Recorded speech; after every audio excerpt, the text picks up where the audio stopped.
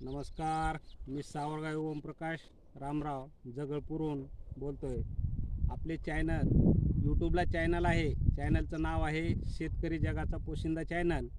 त्या चॅनलमध्ये आपलं सहर्ष स्वागत। आता एक तुम्हाला थोडीशी माहिती सांगणार आहे। कापसाला दुसरा डोस चालू आहे, माझा दुसरा डोस चालू आहे। तरी कापसाला कसे खात घालायचे आणि कापसावर कळा बघा, आज जवळपास 2 महिन्याचा कापूस आहे।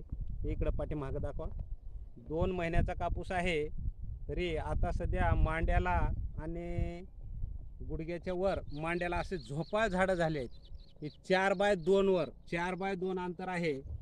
2 फूट अंतर आहे, त्याच्यातून तुम्हाला जाता येत नाही। इकडून एकाला झाडं भेटले आहेत आणि आता हे दुसरा डोस चालू आहे कापसाला। आता हे जवळपास 10-26-26 आणि पोलॅक ॲसिड म्हणून पोलॅक सल्फेट म्हणून एक 25 किलोची बॅग आणि एक लिंबोळीचा डोस असं, आणि सूक्ष्म अन्नद्रव्य म्हणून एक थोडं उरलेलं होतं माझं ऊसाला आणलेलं, ते उरलेलं त्याच्यामध्ये वापर चालू आहे।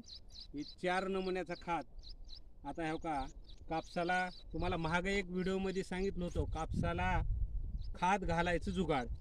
तरी हे का असे पहिल्यांसुरू असे खड्डे करून घ्यायचे आणि हे का खड्ड्यामध्ये असं सरतं ठेवून त्या सरत्यानं असं खात टाकायचं। हे का बुडाला खात पडते आणि त्या हिशोबानं ह्याच्यामुळं आपल्याला परिणाम काय होते की खाली वाकायची बेजारी होत नाही आणि ठराविक जागेवर खात पडते।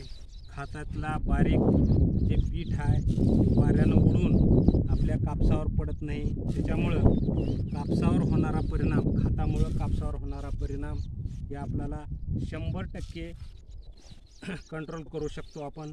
आणि ठराविक ठिकाणी हो का असं खात टाकायचे।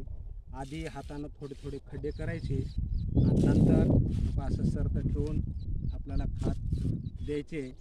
याप्रमाणे तुम्हाला जवळपास बराचसा रिझल्ट तुम्हाला मिळेल आणि आपली बेजारी सुद्धा वाचेल। शेतकऱ्यानं बेजार न होता, बेजार तर व्हावं लागते पण बेजार कमी होऊन त्याचा वापर केलं तर तुमच्या उत्पन्नात बी चांगलाच फरक पडते। याची शेतकऱ्यानं काळजी घ्यावी। नमस्कार।